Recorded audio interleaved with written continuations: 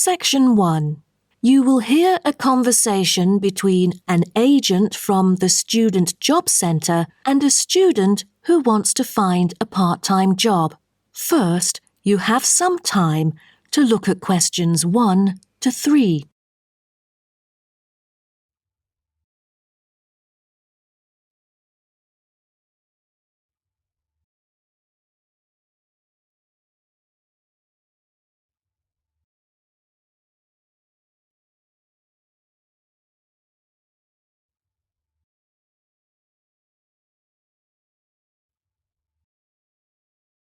You will see that there is an example which has been done for you.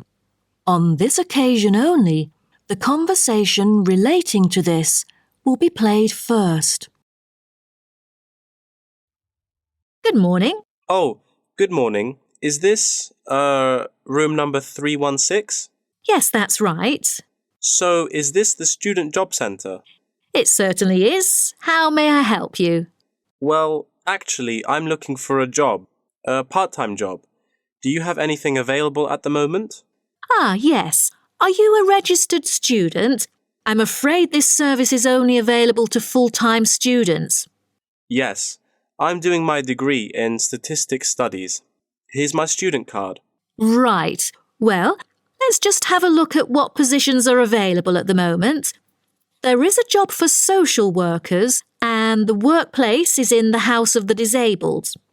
The agent says that the workplace for social workers is in the House of the Disabled, so disabled has been written in the space. Now we shall begin. You should answer the questions as you listen, because you will not hear the recording a second time. Listen carefully and answer questions 1 to 3. Good morning. Oh, good morning. Is this, room number 316? Yes, that's right. So, is this the Student Job Centre? It certainly is. How may I help you? Well, actually, I'm looking for a job, a part-time job.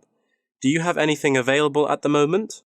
Ah, yes. Are you a registered student? I'm afraid this service is only available to full-time students. Yes, I'm doing my degree in statistics studies. Here's my student card. Right. Well, let's just have a look at what positions are available at the moment. There is a job for social workers, and the workplace is in the House of the Disabled. That would be fine for me. What are the hours like? You'll have to work every day, and the payment is $9 per hour. However, the skills required are not very basic, so 3 days of training is needed. The pay is quite good, though I'm in my second year of study now, and must attend some courses during the daytime, so I'm afraid I can't make it for this one. Do you have any other positions? You know, ones that I could spare more class-free time on? That's not good then. Let's see. Here, there is one for security guards in the supermarket. What about the pay? The salary is pretty standard for this one. It's $25 per hour. Great! That's much higher than I would have expected. Are there any special qualities required? It sure offers quite a good salary. There's almost no requirement for this job except that you must wear a uniform which is provided. That's very nice then. But what about exact working hours for this? I hope it will be okay for me. The working time is from 9 a.m. to 5 p.m. and you only need to work 3 days each week. Before you hear the rest of the conversation, you have some time to look at questions 4 to 10.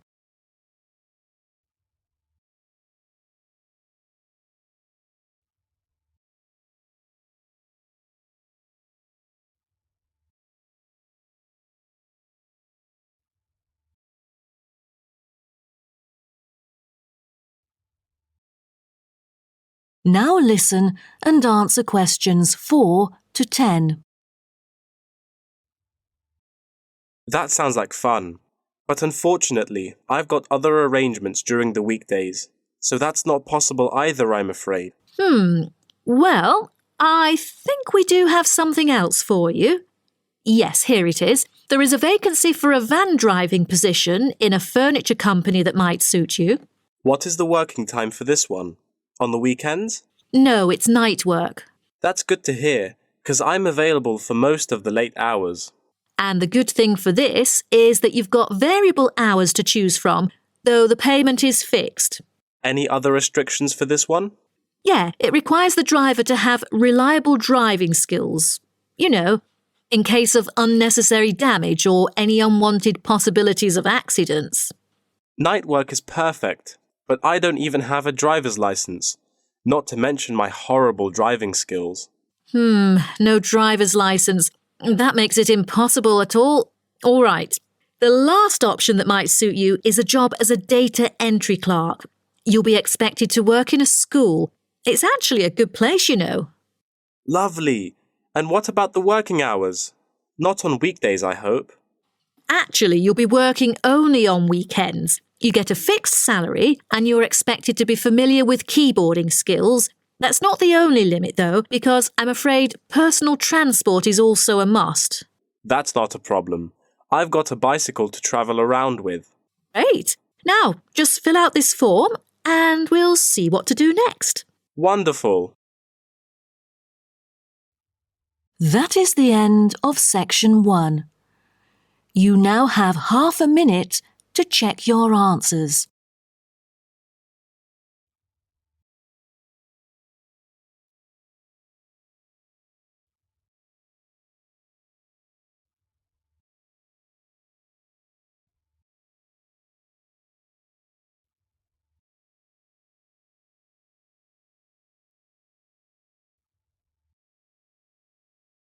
Section 2. You'll hear a talk between an interviewer and an interviewee called Chris Evans from the Royal Caledonian Curling Club about ice curling. First, you have some time to look at questions 11 to 16.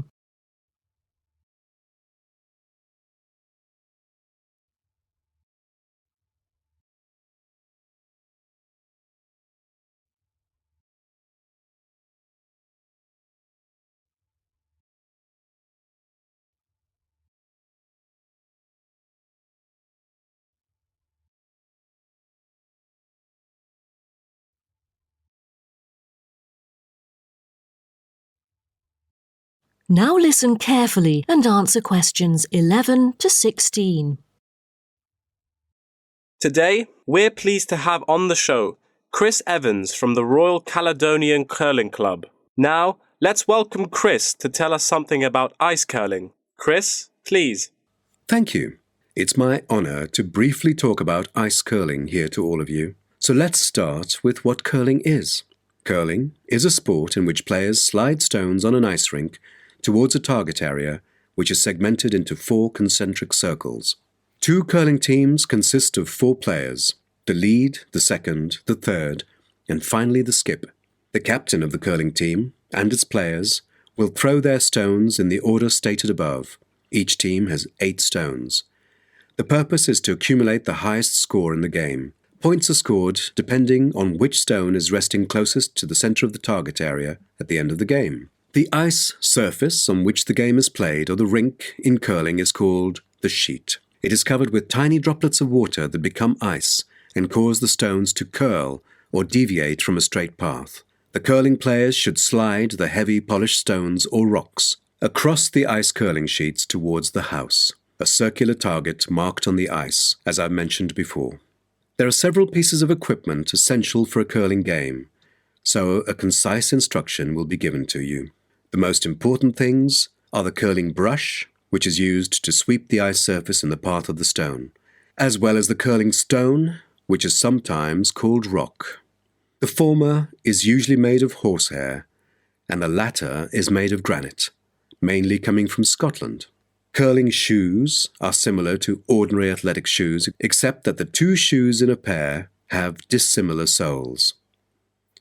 The sole of the slider shoe, which is designed for the sliding foot, is typically made of Teflon, while the gripper shoe for the hack foot has a special layer of rubber applied to the sole. During the curling game, You may also find a stopwatch attached either to the player's clothing or the broom, which is used to time the stones over a fixed distance to calculate their speed. Before you hear the rest of the talk, you have some time to look at questions 17 to 20.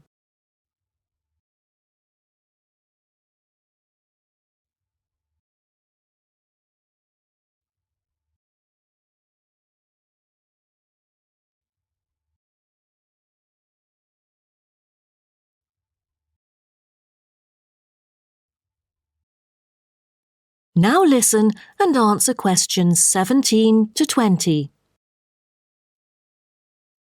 Now, a word about the development of curling clubs. Curling is thought to have been invented in medieval Scotland, and outdoor curling was very popular in Scotland between the 16th and 19th centuries, as the climates provided good ice conditions every winter. Kilsyth Curling Club is renowned as the first club in the world, having been formally constituted in 1716, and widely influencing ice curling development.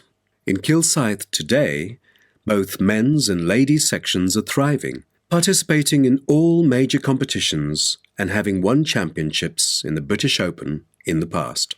The mother club of curling, Grand Caledonian Curling Club, was instituted in 1838 for the purpose, not as such to attract people's interest, but to regulate the ancient Scottish game of curling by general laws. With these official rules, the young curlers could be trained in a more professional way. By 1842, the new national club had sought to obtain royal patronage, and it has ever since been known as the Royal Caledonian Curling Club. However, many sports, such as athletics and tennis, were frowned upon as being too recreational and not practical enough, so the Crown banned them by law during the 1300s, in the hope that men would instead practice the archery skills that were seen as vital to the country's defence, and the ban was lifted in the 17th century. So, do you know the reason for curling being kept during the 16th century? Is it because it was so popular, or because people from all ages like children could play it?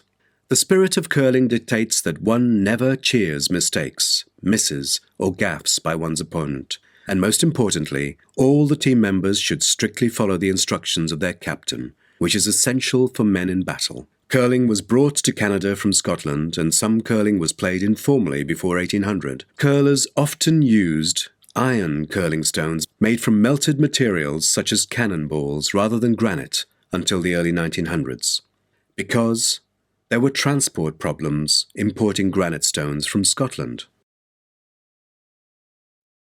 That is the end of section 2. You now have half a minute to check your answers.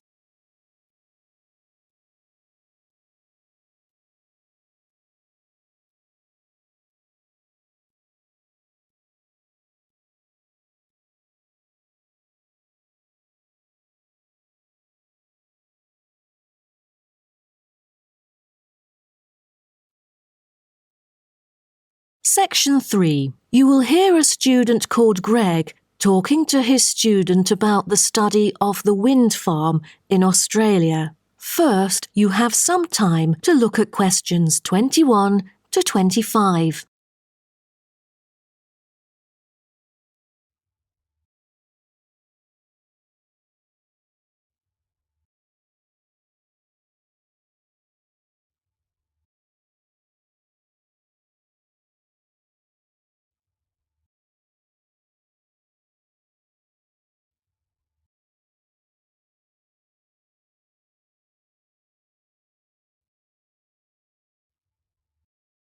Now, listen carefully and answer questions 21 to 25. Okay, Greg. So I finally managed to read the article you submitted, the one about the study of the wind farm in Australia. You did? Great! What did you think of it? Yeah, I was a little confused at first because of the background information you failed to present on the paper. I mean, it's kind of important for you to give some general knowledge before you start actually writing on the main theme. Oh, I was thinking of doing that during the presentations session, but now that you have mentioned it, I could add it to the beginning of the essay. I've done some research on that. to think about the different ways that people use wind. Wind is one of our cleanest and richest sources of power, as well as one of the oldest. Windmills began to be used in ancient Iran back in 7th century BC. They were first introduced to Europe during the 1100s, when armies returned from the Middle East with knowledge of using wind power. For many centuries, people used windmills to grind wheat into flour or pump water from deep underneath the ground. During the 1970s, people started becoming concerned about the pollution that is created when coal and gas are burned to produce electricity. People also realized that the supply of coal and gas would not last forever. Then, wind was rediscovered and carried out into research for the first time. Greg, why don't you just put all that information together and present that in the introduction part of your essay? Okay, I'll do that. What also intrigued me was that there were disadvantages about a wind farm. You see, all the conventional green scenarios for reducing carbon emissions include a dramatic upscaling in renewable power generated by wind, both on and offshore. However, the environmental impacts of this large-scale industrial deployment, both of turbines and power lines, frequently in relatively natural areas, are often neglected by climate campaigners. For example, wind turbines have the reputation of generating noise as well as electricity. So as more electricity is produced, they can be really noisy. Another thing is that some new turbine blades kill a worrying number of birds, especially large birds like raptors. But there must be a bright side, right? Yeah, of course. According to figures pulled together by consultants of the Intelligent Energy Systems using data from the Australian market operator, wind energy accounted for 50% of demand in the state.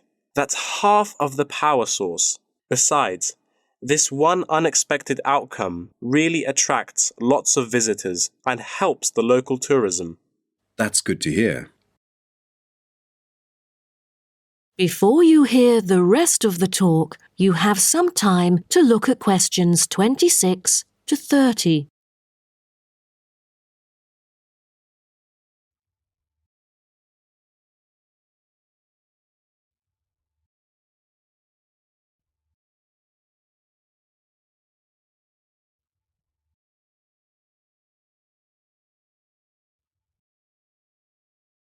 Now, listen and answer questions 26 to 30. Oh, how about the structure? Offshore wind farms consist of a number of connected elements. These include the turbines, foundations, array cables, offshore substation, export cable, and onshore substation and infrastructure. Just a single one of these giant wind turbine blades, produced by manufacturer Siemens, is almost as big as the Airbus A380, the world's largest plane. That's made in Europe. Impressive.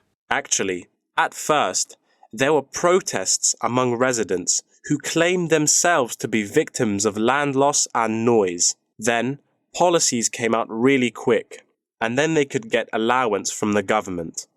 From then on, things went smoothly. What would happen in extreme weather conditions? I mean, it could be dangerous if hurricanes occur. A motorized operating mechanism enables the device to be switched back on remotely.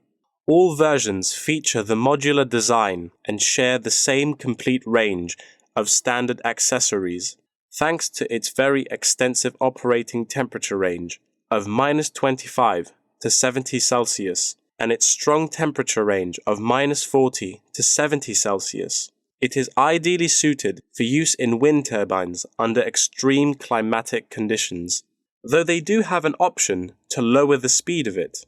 Wonderful. Then, what were the fans, or turbine blades, made of?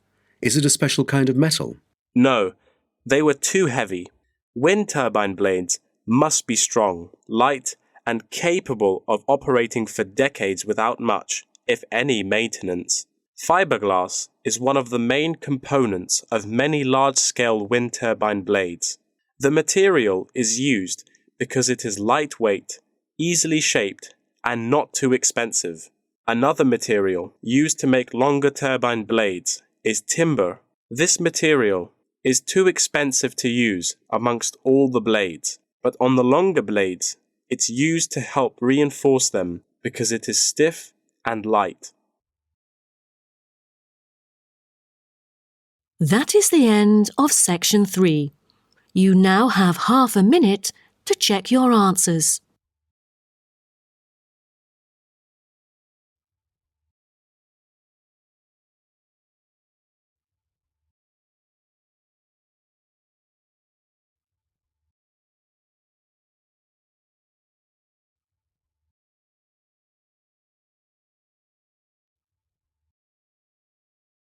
Section 4. You will hear part of a lecture about tea tree oil. First, you have some time to look at questions 31 to 40.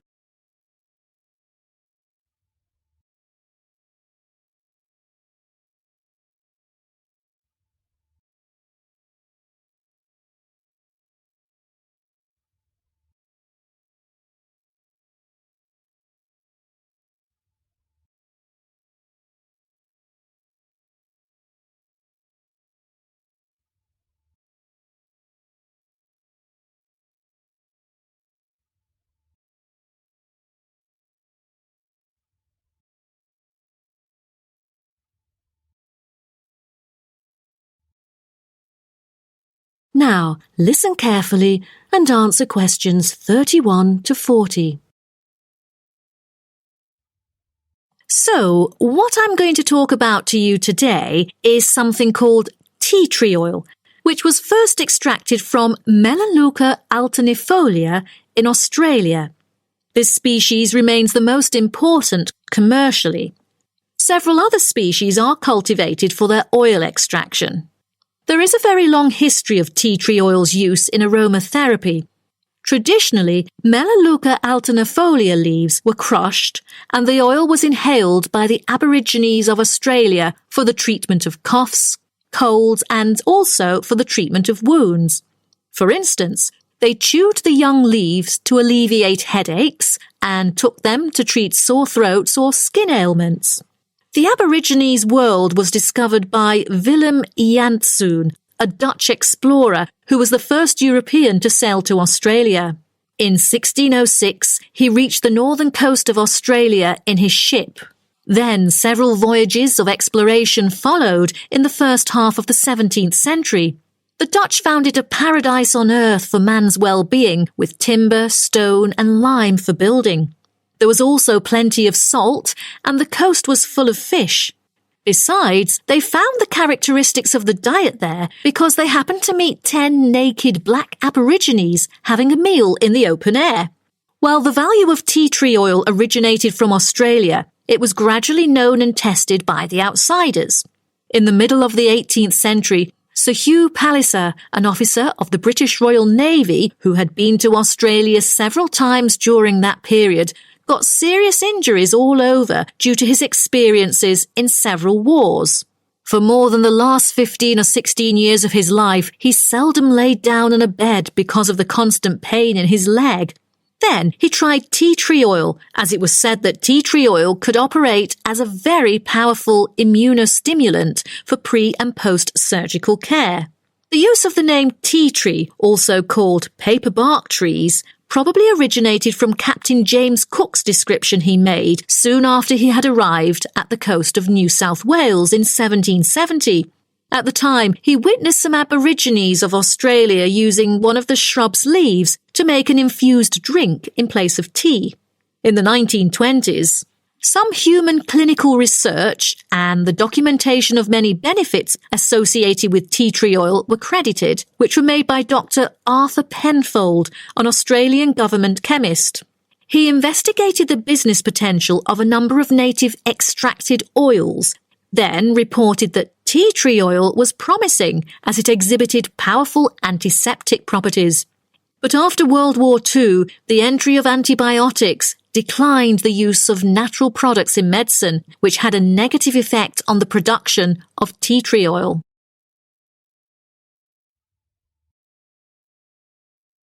As such an important and valuable material in the world, how is tea tree oil produced? I think most of you are curious about this. Tea tree oil can be extracted in some different ways, but the most traditional way is steam distillation. Once harvested in winter, when the amount of required essence in oil meets the needs for production, the finely cut trees are transported to a steam distillation facility. The extraction is made by distilling the leaves in specially designed stainless steel stills along with the stems to yield pure oil. The water-filled boiler is heated and constantly monitored to maintain the correct temperature. Both the steam and oil evaporate and then condense as they run through a pipe into the collecting container where the oil floats to the lid, while the water, because of gravity, goes steadily out the lower exit pipe. At the end of the hour, the oil is siphoned off through the upper pipe, while the condensed steam floats through the lower pipe towards the ground. At the end of each distillation, all the spent plant material is hauled out of the still pot by hand with a short rake, piled onto a trailer and spread where required as a thick woody mulch. That is the end of section 4. You now have half a minute to check your answers.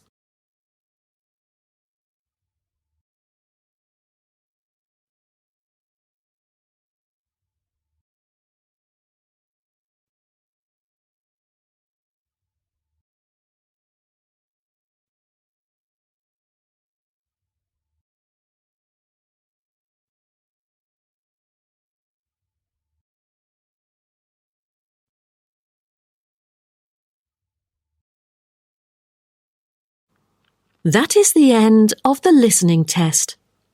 In the IELTS test, you will now have 10 minutes to transfer your answers to an answer sheet.